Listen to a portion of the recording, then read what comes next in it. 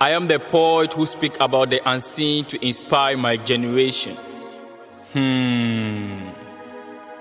This is a new beginning. Dawn has suddenly turned to day, chasing away all particles of darkness to awaken me from my slumber. At this expensive hour, with my pen in motion to paint the misfortunes of the previous year, it was already an early glorious morning. Weave with a joyous beginning by the cool breeze of the nearby trees, and not another day with a faking smile that only causes us mess and unseen tears. I embrace the beauty of a new bright sunrise, giving rise to a new graceful and glorious dawn, signaling a new year of great fortunes and prosperity is born. But wait, is it really going to be a sweet new year or one that will turn out to be sour? Just like the previous year that has visited us with its ugly power.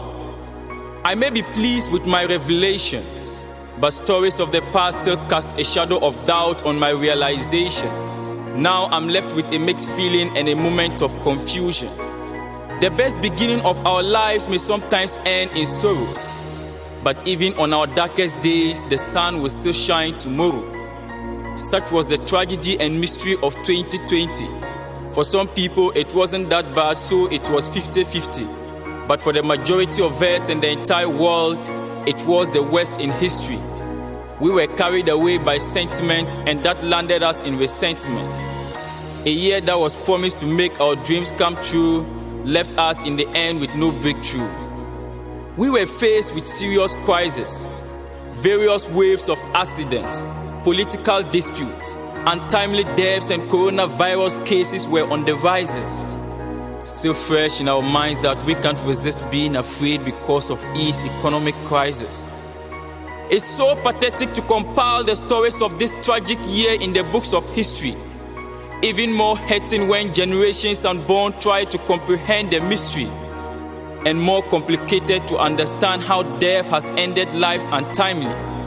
Look at the sudden demise of His Excellency Jerry John Rawlings, former and longest-serving President of the Republic of Ghana, a brave man and a soldier for that matter, not forgetting Mr. Sir John, who was the former General Secretary of the NPP, and some other prominent celebrities, all got drawn in the pool of untimely death. They left us when their services were still needed, while ordinary people like you and I are given a new beginning, a new year and a new opportunity. Who else to praise than the Most High of the university? He that commands the seven universe and everything that exists in the world. He that has the power to shake the entire world with a deadly disease, so deadly that we were completely overwhelmed by its gloom and breeze. Citizens not even allowed to cough or sneeze. Family ties broken, living relationships at ease. Shaking hands or hugging our loved ones was forbidden. Our palms became jealous because they were abandoned for our elbows. Our faces were masked like Batman. At every meeting or public gathering, we couldn't even sit face to face. We were forced to observe some distance to prevent the virus from showing its ugly face, because it cares less about your race.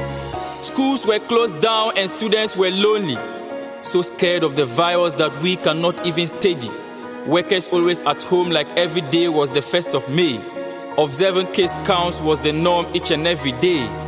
Quarantine became our new Valentine. Celebrities and extroverts all indoors because government has drawn the line. Boredom became so normal that everyone thinks it's fine. Use of sanitizers suddenly became the new prime. Our hands were being tied up, and it seems to me the only solution was death. Many were deceased because of this disease.